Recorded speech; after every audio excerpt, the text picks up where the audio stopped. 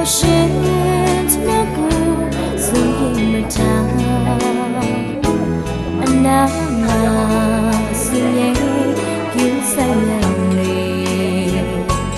you know the for ade garden sito satino ne Jesus or hai lagao ngaro ko ke tin do mu do အရှင်သခင်ယေရှုခရစ်ကိုတည်ကျွမ်းခြင်း၌၎င်းကြီးပွားကြတယ်။ထိုသခင်သည်ယခုမှစ၍ထာဝရလေးရကာလပတ်လုံးဘုန်းတော်၏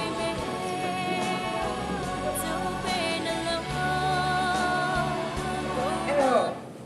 ကျမတို့ယုံကြည်သူရဲ့အသက်တာမှာဝိညာဉ်ရေးရာကြီးထွားဖို့လိုအပ်တယ်ဆိုတာကယုံကြည်သူတိုင်းသိတဲ့အရာဖြစ်တယ်။ဒါပေမဲ့ဝိညာဉ်ရေးကြီးထွားတယ်ဆိုတာဘာကိုပြောချင်တာလဲဆိုတာတစ်ခါကြက်ကျမတို့ကကာနာနာဘာကိုပြောတာလဲဘာကြောင့်မလို့ဝိညာဉ်ရေးရာကကြီးထွားဖို့လိုအပ်တယ်လဲကျမတို့တမန်ကျမ်းစာကိုပြန်လေ့လာရအောင်အဲ့တော့တမန်ကျမ်းစာမှာပါတဲ့အချက်ကိုမပြောခင်ကျမတို့မြင်တာတဲ့အရာတစ်ခုကပါလဲဆိုတော့လူတစ်ယောက်ကမွေးစားကနေဒီမှာကြီးထွားဖွံ့ဖြိုးလာဖို့ကခန္ဓာကိုယ်ကြီးထွားဖွံ့ဖြိုးတာကအရင်ကမြင်တာတဲ့အချက်ဖြစ်တယ်ကလေးတွေဆိုလည်းအဲ့လိုပဲဘယ်နှလရှိပြီဒီနေ့တော့ကျွန်မဇုံးပြောပြီးတော့လေကလေးကလေးလားဆိုတော့မှောက်ပြီလားလေးပတ်သွားပြီလားဘယ်လိုပြောမလဲကြီးထွားလာတဲ့အဆင့်ဆင့်လေးကိုကျွန်မတို့ကဘယ်အသက်အရွယ်မှာဘယ်လိုဖြစ်တယ်ပေါ့နော်ကျွန်မတို့ကသိနေချိန်ကျတော့သိချင်တယ်မေးတယ်ကျွန်မတို့မြင်နေရတယ်ကလေးလေးတွေကြီးလာတာမြင်ရတယ်ဒီဟာကတိတာထင်ရှားတဲ့အချက်ဖြစ်တယ်ပေါ့ဟိုလူပဲမဟုတ်ဘူးတိရစ္ဆာန်ကြည့်မယ်တိရစ္ဆာန်ဆိုရင်ကြတော့မွေးကလေးကလမ်းလျှောက်တယ်အဲ့တော့တတဝါလောကတစ်ခုလုံးကိုကြည့်လိုက်ရင်လူကဖွင့်ဖြိုးမှုမှာအနည်းဆုံးတတော်အနည်းဆုံးဖြစ်တယ်အနည်းဆုံးလည်းဖြစ်တယ်ဥပမာပြောမယ်ဆိုရင်တိတ်ငယ်ကောင်ရဲ့မျက်လုံးလိုမျိုးဆိုရင်တော့လူရဲ့အမြင်နဲ့ရှစ်ဆရှိတယ်လို့ပြောရင်3မိုင်လောက်ကနေမြင်ရတယ်ကျမတာစဉ်းစားကြည့်ရင်3မိုင်လောက်မှသာလူတွေမြင်ရတယ်မျက်စိရှုံးနေမှာအကုန်လုံးမြင်ရတယ်3မိုင်ဆိုရင်လူကအဲ့လောက်မရှိဘူးပြည့်စိတ်ဆိုရင်လည်းသူ့ရဲ့အလေးချိန်ကအစ9000လို့ပြောတယ်အဲ့လောက်အများကြီးများတေရတော့တိတ်ရွယ်လူဆိုရင်လည်းလုံးလို့နော်ဥမာညမြင်ရတဲ့ကောင်ကြီးရှိတယ်ဇီးပွက်တော့လို့အကြောင်းလေးပေါ့နော်ညမြင်ရတဲ့ဟာရှိတယ်ငမန်းဆိုရင် तू မတေမချင်း तू သွားတစ်ချောင်းကျိုးတိုင်းသွားတစ်ချောင်းပြန်ပေါက်တယ် तू ဆက်သွားလို့ပဲချောင်းကျိုးရင်တစ်ချောင်းတက်လာတယ်ချောင်းကျိုးလူကဒီကြီးလာမှပေါက်တယ်ဒီသွားကျိုးရင်တော့ဝါခခတဲ့ခါစီးရင်ဒီမှာမဆိုင်ခင်ပြီးတော့အဲ့တော့လူကအနည်းဆုံးဖြစ်တယ်ဒါပေမဲ့လည်းကျမတို့ကဘာဦးကျမ်းမှာလည်းကြည့်လိုက်မယ်ဆိုရင်ကျန်ခင်ကလူကိုဇီဝအသက်ကိုမှုတ်သွင်းပြီးမှဖန်ဆင်းပေးထားတာမလို့ကျမတို့ကသူတို့စံချက်အားနေပေမဲ့ကျမတို့စီမှာသူတို့နဲ့မတူတဲ့အရာပါတယ်ဆရာလည်းဒီနာဝင်ရတယ်မှာအများနဲ့ပြောတယ်ကျမတို့စီမှာဝိညာဏဆိုတာဟာရှိတယ်ဝိဆိုတာအထူးတဲ့ညာဏဆိုတာသိခြင်းဉာဏ်လူကအထူးသိခြင်းဉာဏ်ရှိတယ်ကျမတို့ဘာကိုသိတယ်လဲကိုယ့်ကိုဖန်ဆင်းတဲ့ဖျားကိုကျမတို့တိရစ္ဆာန်ကကိုယ့်တခင်ကလွယ်ချပါသိတယ်ဘာမှမသိဘူးအဲ့တော့ဘုရားဖျားမရှိတဲ့လူတွေကလည်းမသိဘူးပေါ့မဟုတ်ဘူးဖျားမရှိတဲ့လူပဲဖြစ်ဖြစ်ဘယ်ဘာသာကိုယ်ွယ်နေတဲ့လူပဲဖြစ်ဖြစ်အဲ့ဒီဝိညာဉ်ကသစုံတစ်ခုကိုအမြဲတမ်းရှာခြင်းဖျားမရှိဘူးဆိုတော့လေဖျားမရှိဘူးဆိုရင်မှရှာပြီးသူတို့နေတယ်သူတို့ရက်နေတဲ့အရာတစ်ခုပေါ့အဲ့တော့ကျမတို့ကြီးလာရတယ်အသက်ကြီးလာတယ်ပူလာတယ်သိတယ်ပေါ့ဒါပေမဲ့ကျမတို့ကဒီခန္ဓာကိုယ်တစ်ခုပဲကြီးလာလို့မရဘူးကျမတို့အထဲမှာခုနဖျားခင်မှုပူလာတဲ့ဝိညာဉ်ရှိတယ်ကျမတို့ဝိညာဉ်ကြီးလာဖို့အများကြီးလိုအပ်ပါတယ်လို့အဲ့လိုပြဿနာကကျမတို့ကမြင်နေရတဲ့ဒီခန္ဓာကိုယ်ကိုကျမတို့ကဦးစားပေးတယ်ပုံမှတ်ထိတ်ခဲလုပ်တယ်ဒီခန္ဓာကိုယ်ပဲဘုံတော့ဖွံ့ဖြိုးစေတဲ့အစားအစာမျက်စိကောင်းစေတဲ့အစားအစာလှစေတဲ့အစားအစာအများကြီးပေါ့နော်ဒီခန္ဓာကိုယ်အတွက်ကျမတို့အရန်ကိုထိတ်ခဲလုပ်တယ်စားတယ်တောက်တယ်ကုတယ်ဝိညာဉ်ကမမြင်ရဘူးဆိုတဲ့အချိန်ကျတော့ကျမတို့သိကြည့်မဆိုင်ဘူးကြီးလာဖို့ဆိုတဲ့ဟာကိုခါလေကျမတို့မေ့သွားတယ်အဲ့တော့လူကနည်းနည်းဖျားရင်ကျမတို့စိတ်ခန့်သွားတယ်တိုင်ရညဆေးထည့်တယ်ကုတယ်အဲ့ကြကျမတို့ဝိညာဉ်ကဖျားလို့တေတော့မယ်ဘာမှလည်းမကုဘူးအာဟာရထုတဲ့ပြီးမှဝိညာဉ်ကပိန်ရှုံနေပြီဘာမှမကြွေဘူးလူကသာကြီးထွားလာတယ်ခရိယာဖြစ်လာတာလားဝိကရိယခရိယာဖြစ်လာတာလေးစမရောင်းဝမ်းတာတယ်ဝိညာဉ်ကြီးရာကဒီမွေးစားကလေးအကျွေကနေမတက်လာဘူးလူကသာပို့လာတယ်ညအခါလာတာမပြောနဲ့ကကြီးခွေးတော့ဟာတီမရဖျားကြောင်ပြောမယ်ဆိုပြောချင်တာခရိယာဆိုတာနာမည်အနေနဲ့ပဲကျမတို့ရှိနေတယ်ခရစ်တော်အကြောင်းဘာမှ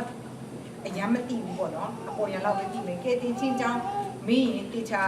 ကနနာမရှိပြတ်တာဘူး ဓမ္မဟောင်းတဲ့တမတိညာကလာမယူဘူးကလာတော့ဒီမသိဘူးအာဗြဟံမောရှေဒါဝိမေလာမသိတော့အော်ဘယင်းနေတဲ့ prophet တွေနဲ့အကုန်ရောတရေတော့လည်းဘယင်းကိုထင်လို့ချင်းတပည့်တော်ဆက်ညက်ဆိုရှင်ပွားလို့လေတပည့်တော်ဆက်ညက်ထဲမှာထည့်လို့ထည့်တဘောက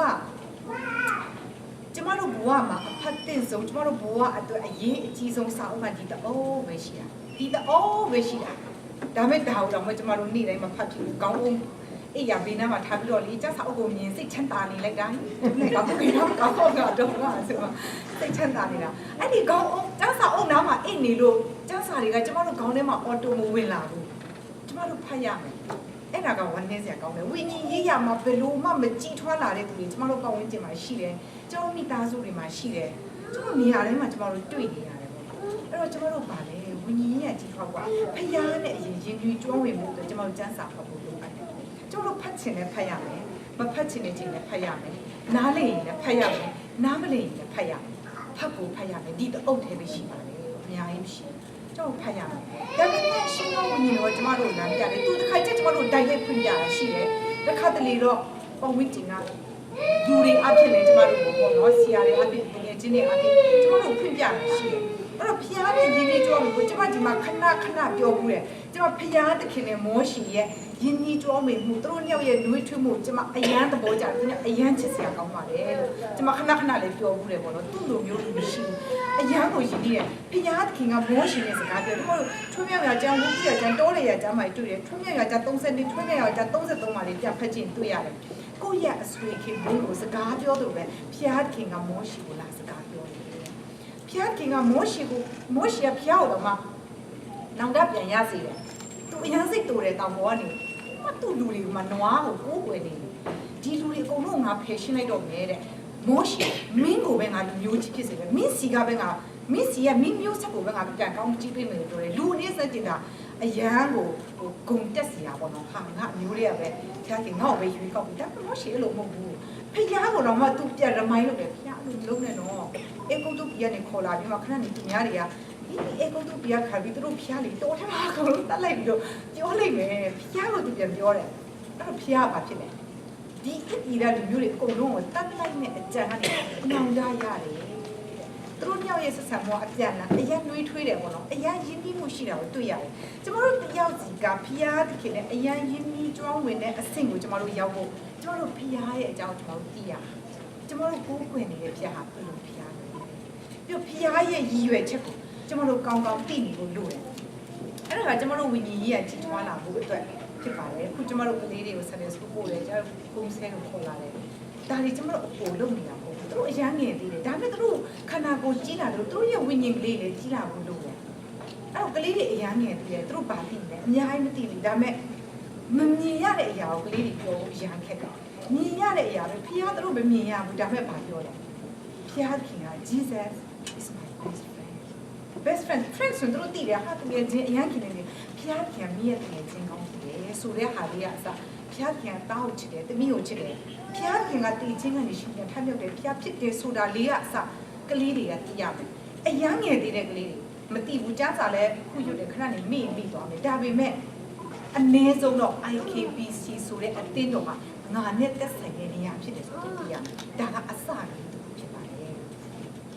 ်အဲ့တော့ကြားစာကလေးတွေမမှတ်မိဘူးပေါ့ကျွန်တော်လူကြီးတယ်မမှတ်မိတာတစ်ခါတည်းဒီနေရာတွေကျွန်တော်နားထောင်တယ်ဒါပေမဲ့ကျွန်တော်အားလုံးတော့မမှတ်မိဘူးတချို့တွေမှတ်မိတယ်ရှိတယ်တို့ပေမဲ့လည်းကျွန်တော်လူကမမှတ်မိပေမဲ့ကျွန်တော်ဝိညာဉ်ကမှတ်မိနေတဲ့အကြောင်းအရာလေးအများကြီးရှိတယ်ခါလေကျွန်တော်ဝိညာဉ်ကအဲ့ဟာလေးတွေကိုကျွန်တော်တို့ပုံပြီးထားပေးတယ်ကျွန်တော်တို့အချိန်ရောက်လာတဲ့အချိန်မှာကျွန်တော်တို့ပြန်ပြီးတော့ remind လုပ်တာရှိတယ်အဲ့တော့ဝိညာဉ်ကြီးကကြီးထွားလာတဲ့လူကဘာဖြစ်လဲကျွန်တော်တို့အပြုတ်မှုတွေကအရန်ပြောင်းလဲလာတယ်ကျွန်တော်တို့စိတ်နေစိတ်ထားတွေပြောင်းလဲလာမယ်ကျွန်တော်တို့အကျိုးအဆိုတွေပြောင်းလဲလာတယ်ကျွန်တော်တို့ကရင့်ကျက်တဲ့ခရိယာအသက်တာကိုကျွန်တော်တို့ရောက်အဲ့တော့ဝိညာဉ်ရေးရကြီးထွားလာဖို့အတွက်ကျွန်တော်တို့အဓိကပါဝါပေးနေတာကအနောက်ကနေတွန်းအားပေးနေတာအသက်ရှင်လို့ဝိညာဉ်မှာဖြစ်တယ်သူကကျွန်တော်တို့ကိုပြုပြင်ထိန်းသိမ်းပေးတယ်ကျွန်တော်တို့ကိုလမ်းပြပေးတယ်အဲ့တော့ကြီးထွားလာတယ်လို့ပြောတယ်ဆိုတာကမြင်ရတဲ့ခန္ဓာကိုယ်ဖြစ်စေမမြင်ရတဲ့ဝိညာဉ်ဖြစ်စေကြီးလာတယ်ဆိုတဲ့ဖြစ်စေကိုကမြင်တာတဲ့အချက်တစ်ခုဖြစ်တယ်အဲ့တော့ဝိညာဉ်ရေးရလူတယောက်ကကြီးထွားတာဘယ်အဆင့်ရှိတယ်လဲကျွန်တော်တို့အားလုံးမြင်ရပါတယ်ခန္ဓာကိုယ်မြင်ရတယ်လို့မြင်ရတဲ့အကြောင်းရှိတယ်ဒါပေမဲ့လူတွေအထင်မှားနေတဲ့အချက်အရာတချို့တော့ရှိတယ်ဘာလဲဆိုတော့ဝိညာဉ်ရေးရကြီးထွားတာကစံစာတက်တာမတက်တာနဲ့မသက်ဆိုင်ဘူးဒီကအဲ့လိုပြောရင်တော့ဟာဆရာမခုနစံစာဖတ်လို့ပြောတယ် အခုတော့မဆိုင်ဘူးလို့ပြောတယ်ကျမပြောချင်တာကကျန်းစာဖတ်တာမဖတ်တာကိုပြောချင်ဘူးကိုယ့်ရဲ့အတိဝိညာဉ်ရေးရကြီးထွားလာတယ်ဆိုတာကိုကျန်းစာကိုတည်နေတဲ့အတိပေါ်မှာအခြေမခံဘူးကိုယ့်ရဲ့နှလုံးသားပေါ်မှာအခြေခံတယ်ဖယားကိုဘယ်လောက်ချစ်တယ်အဲ့ဒီချစ်ချင်းမြတ်တာပေါ်မှာလည်းအခြေခံတယ်ပြီးနောက်ချက်ကတော့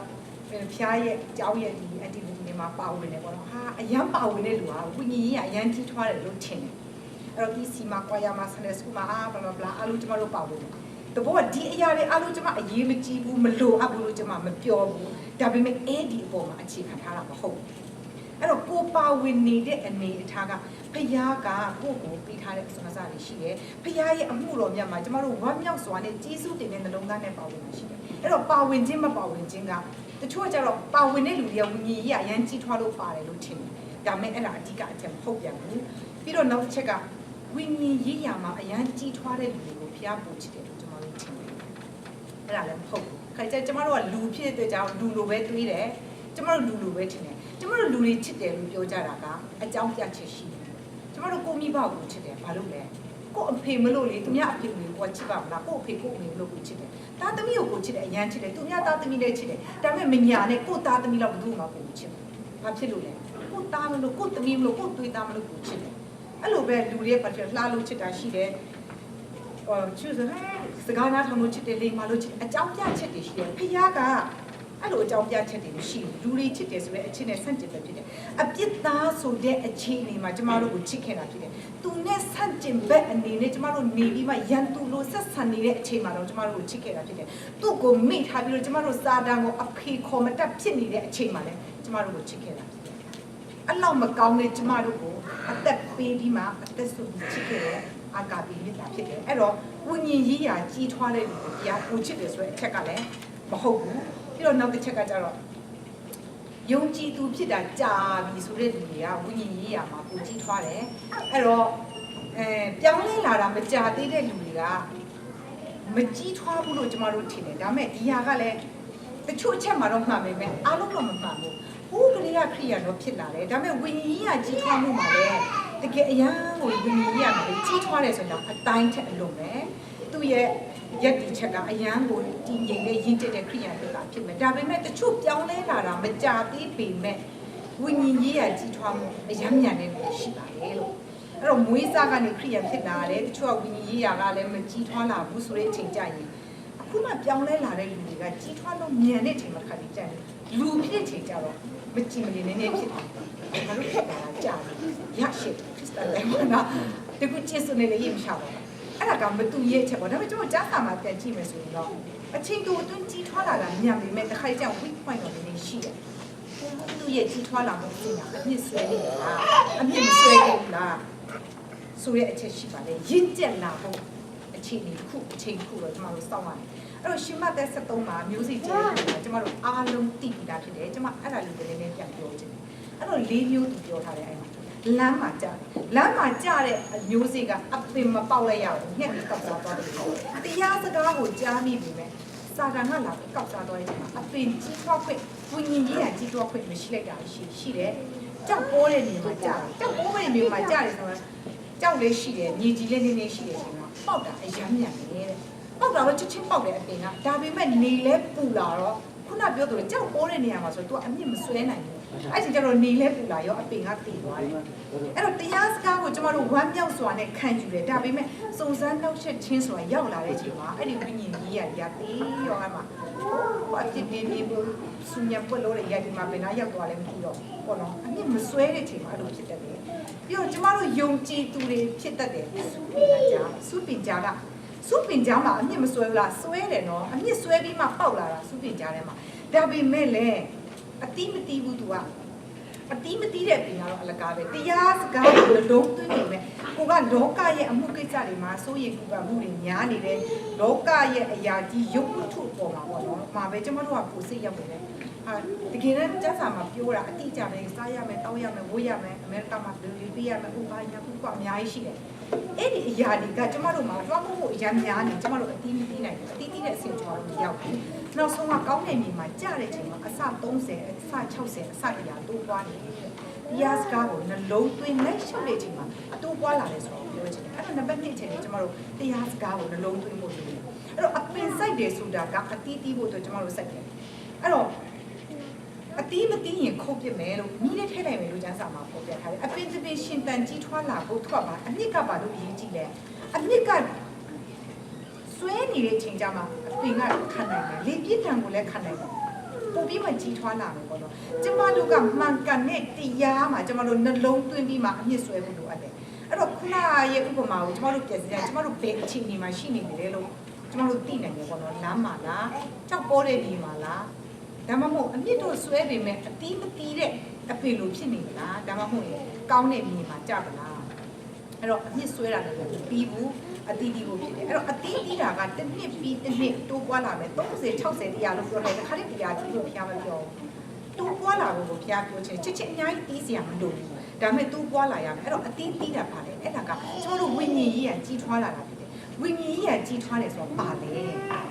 ေဖျားဘုံတော်ထင်ရှားခြင်းကိုပြောတာဖြစ်တယ်အဲ့တော့ကိုယ့်ရဲ့အတ္တမှာနေ့စဉ်ရက်ဆက်အချိန်တိုင်းမှာဖျားဘုံတော်ကိုထင်ရှားစေတဲ့သူဖြစ်တယ်ဆိုရင်ကိုကအနှစ်ဆွဲပြီးမှအတီးတီးတဲ့သူဖြစ်ပြီအဲ့တော့ဖျားခင်ရဲ့ဘုံကိုထင်ရှားစေတဲ့အတီးတီးတယ်ဆိုတော့ပါလဲပါအတီးလဲဂလာတိနာ20-23မှာပါတယ်ချစ်ခြင်းဝမ်းမြောက်ခြင်းငြိမ်သက်ခြင်းစိတ်ရှည်ခြင်းကျေးဇူးပြုခြင်းကောင်းမြတ်ခြင်းသစ္စာစောင့်ခြင်းနဲ့ကောင်းကုန်ချုပ်ခြင်းရှိတယ်ကျမတို့သိရမယ်ဒီကိုလုံးမရှိတယ်အများကြီးရှောင်မစင်စားတယ်အဲ့ဒီကိုခုပဲရှိတယ်အဲ့တော့ဒီ9မျိုးကိုကျမတို့တိုးပွားအောင်ပြီးဖို့လိုတယ်အခြေခံအဖြစ်တော့ကျမတို့ယုံကြည်သူတိုင်းစီမှာဒီ9မျိုးကပါပြီးတာပဲ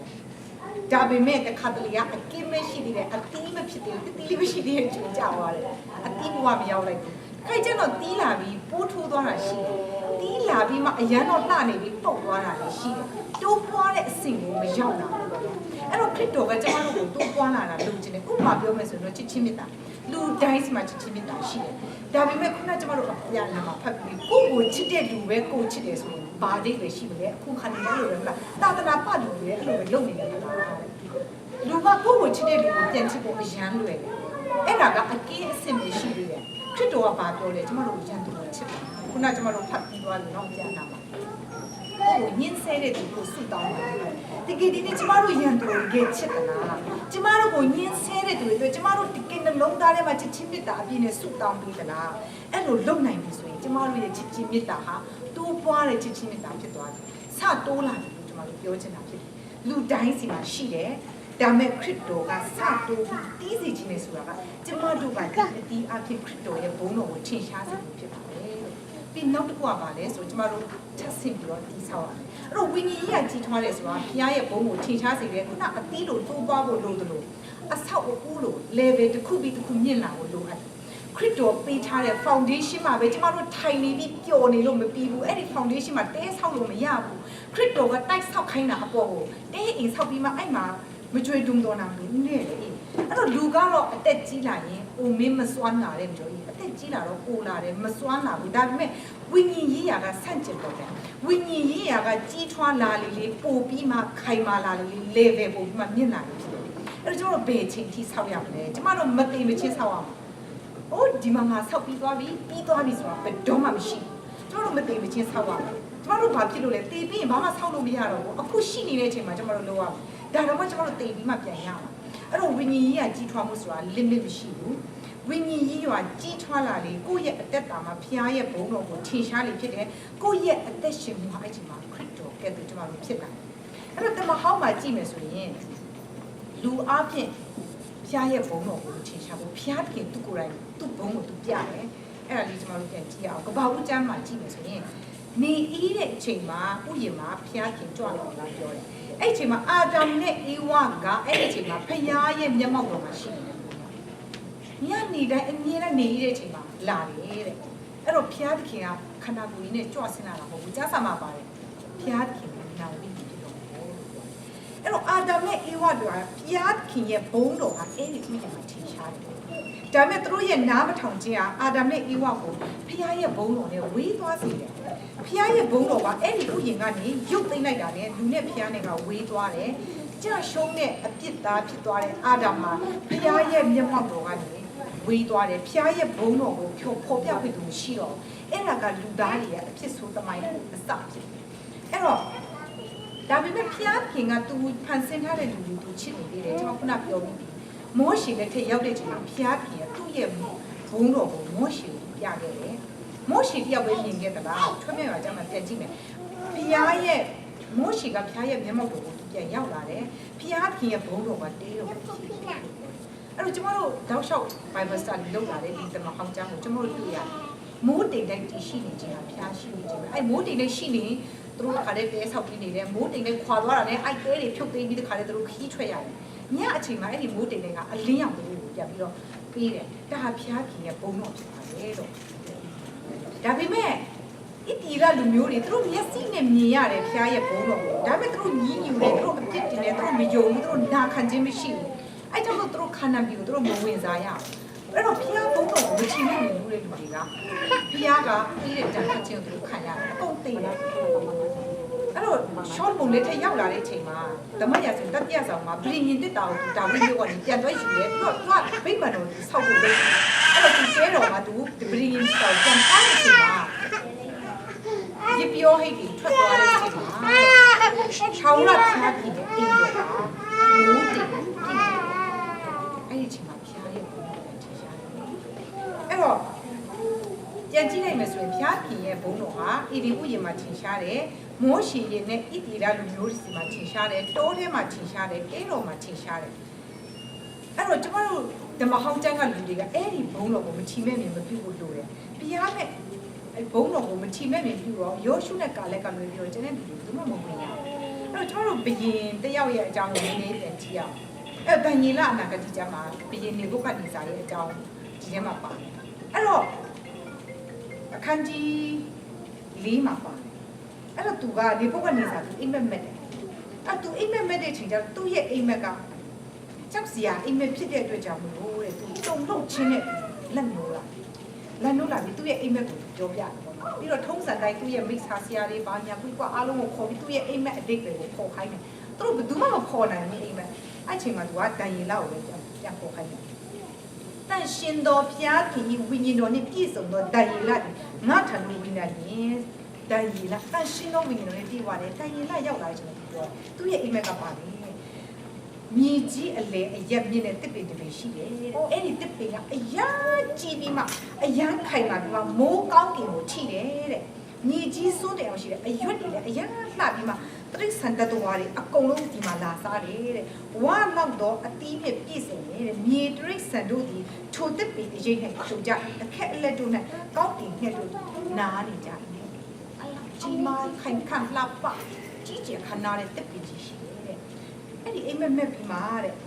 ဘာပြဆက်မဲ့လဲဆိုရင်တက်ပင်ဆောင်ကြီးဟူတော့တန့်ရှင်းသူတယောက်ဒီကောင်းကင်မှာဆင်းလာ၍တက်ပင်ကိုလဲတော့အခက်တို့ကိုခုတ်တော့အတီးအရွက်တို့ကိုလှုပ်ချွေတော့တိရစ္ဆာန်တို့ဒီတက်ပင်အောက်ကထွေ၍ညက်တို့ဒီလည်းအကိုင်းအခက်ထဲကသွားကြစီသို့တော်လည်းမြေ၌ဆွဲတော့အမြင့်နှစ်တကွတိငုတ်ကိုချွင်းထွား၍တန်ကြိုးကြီးဝါကြိုးနဲ့ချီနှောင်ကဲ့သို့လူတော်မြက်ပင်ထဲ၌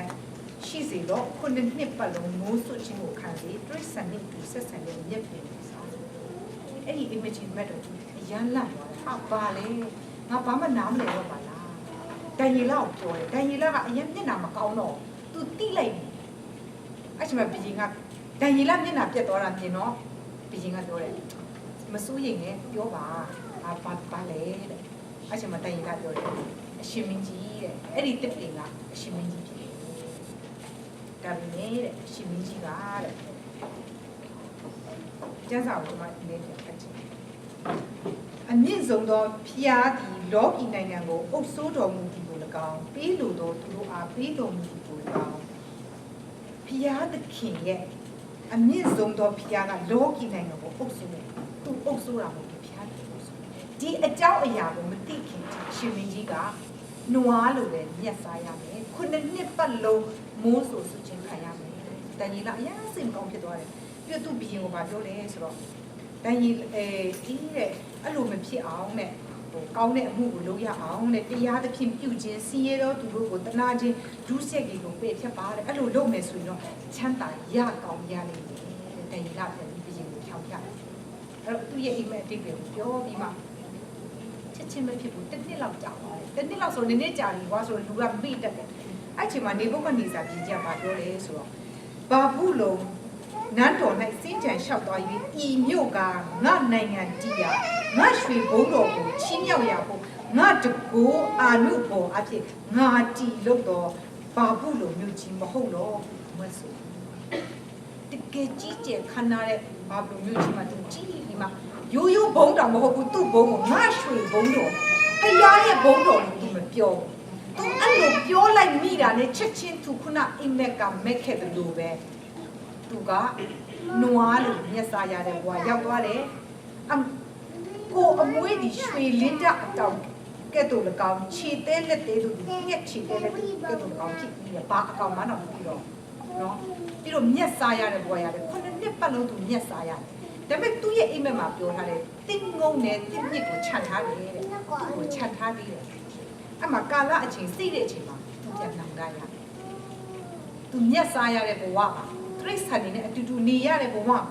ကောင်းကင်ကိုမျှော်ကြည့်ပြီးသူကပြောတယ်အမြင့်ဆုံးသောဖျားကိုကောင်းကြီးပေး၍ထာဝရအသက်ရှင်တော်မူသောဖျားကိုချီးမွမ်းထောမနာဖြစ်၏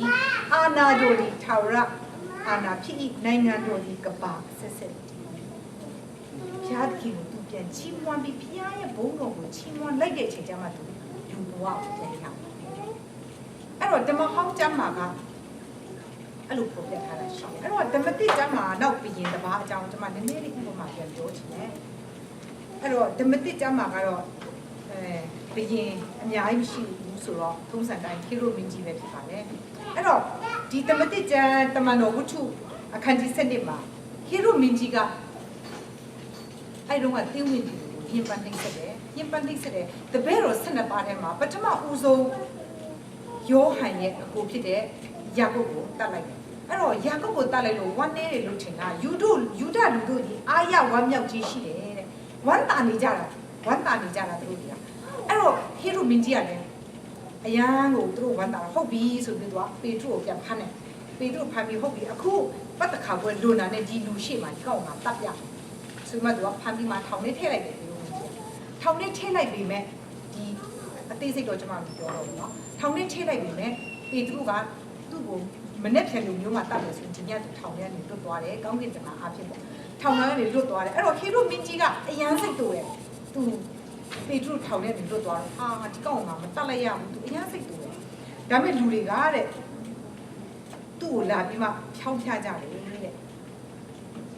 အမျက်တော်ပြည်ပြီးအကြောင်းတောင်းပန်ကြ၏တဲ့အကြောင်းမူကားသူတို့ပြည်ပြီးတော်ကိုမြည်ကျွေးမွေးခြင်းခံရတယ်ဟေရုမင်းကြီးလည်းချင်းချက်တော်နေ၌နင်းမြောက်တစားကိုဝတ်စီပြီးပလင်တော်ပေါ်မှာထိုင်တဲ့ထိုသူတို့အမိန်တော်မူလူအများတို့ကဤအတန်ဒီလူဤအတန်မဟုတ်ဖျားခင်ဤအတန်ဖြစ်၏ကိုကြွေးကြော်ကြတယ်သို့တော်လည်းမင်းကြီးသည်ဖျားခင်ဤဘုံအတီတော်ကိုမထောက်ထားတော့ကြောင့်ထိုခဏချင်းတွင်ထာဝရဖျားဤကောင်းကင်တမန်ဒဏ်ခတ်၍ကိုတွင်း၌ပိုးကိုက်၍အနိစ္စရောက်သည်ဖျားခင်ရဲ့ဘုံတော်ကိုသူမထီမဲ့မြင်ပြုတ်တယ်မထောက်ထားဘူးအဲ့လိုဖြစ်တာနဲ့ချက်ချင်းခန္ဓာကိုယ်ရဲ့ပိုးတွေကိုက်ပြီးမှချက်ချင်းအဲ့နာမှာတည်သွားတယ်ဆိုတွေ့ရတယ်အဲ့တော့ဖျားခင်ရဲ့ဘုံတော်ကိုမထီမဲ့မြင်ပြုတ်တယ်ကိုရဲ့တော်တယ်ကိုရဲ့တတ်တဲ့အရာပေါ်မှာကိုဂုံတက်တယ်ကိုချီးကျူးဂုံပြုတ်တာကိုချီးကျူးဂုံပြုတ်တာပဲခံချင်လာတဲ့အချိန်မှာကိုခိုးခပေးဆက်ရတော့မယ်ဆိုတော့တတိပြုရမယ်အချိန်ဖြစ်ပါတယ်အဲ့တော့ဓမ္မဟောင်းမှာပါတဲ့ဖျားခင်ရဲ့ဘုံတော်ကကျမတို့လူတွေကိုမြင်စေတယ်ပေါ့နော်ငါဟာမင်းတို့နဲ့တူရှိနေတယ်မင်းတို့ဟာငါရဲ့မျက်မှောက်တော်မှာရှိနေတယ်ငါဟာဒီကဘာကြီးကိုပိတ်ကန်နေတယ်ဒီလောကီနိုင်ငံကိုငါပိတ်ကန်နေတဲ့သူဖြစ်တယ်ဆိုတဲ့ဟာကိုအဓိကထားတယ်အဲ့တော့ဓမ္မတိကျမ်းကိုပြန်ရောက်လာတဲ့အချိန်ကျတော့ဖျားခင်ရဲ့ဘုံတော်ကထိတွေ့ခိုင်တွယ်နိုင်တဲ့တက်ရှိခန္ဓာအဖြစ်ကြွလာတာ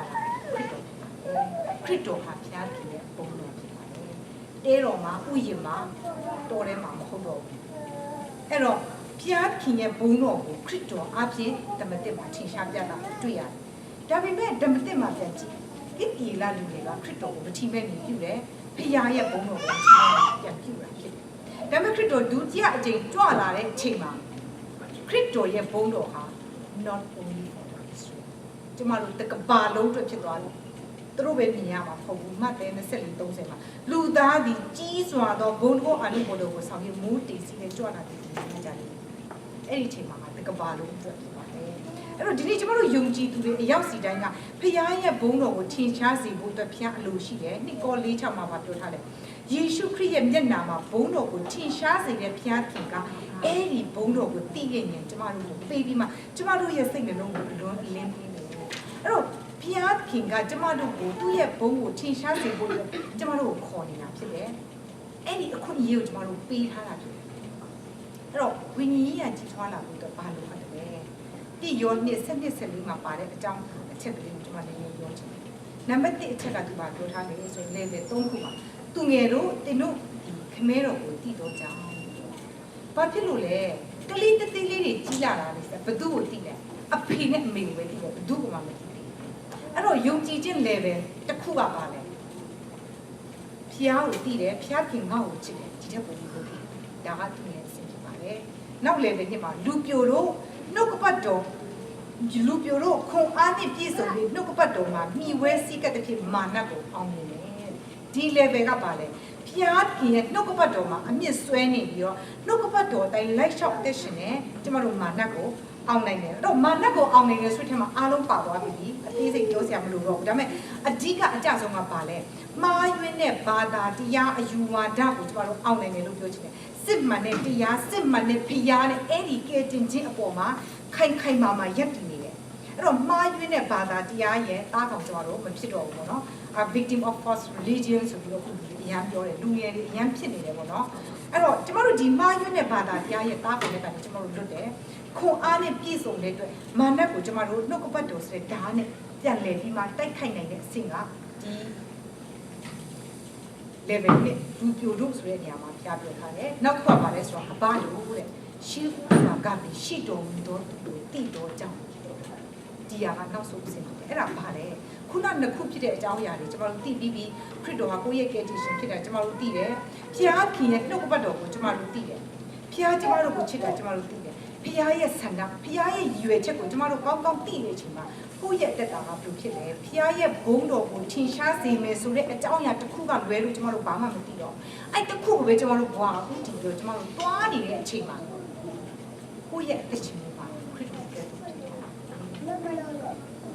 ဒါမဲ့ကျမတို့ကတခါကြတယ်အဲ့ဒီဥတီချက်ကနေအများကြီးလွဲမှားသွားတယ်ခုနရဲ့မျိုးစေ့ရဲ့ဥပမာကြည့်မယ်ဆိုကျမတို့အများဟာ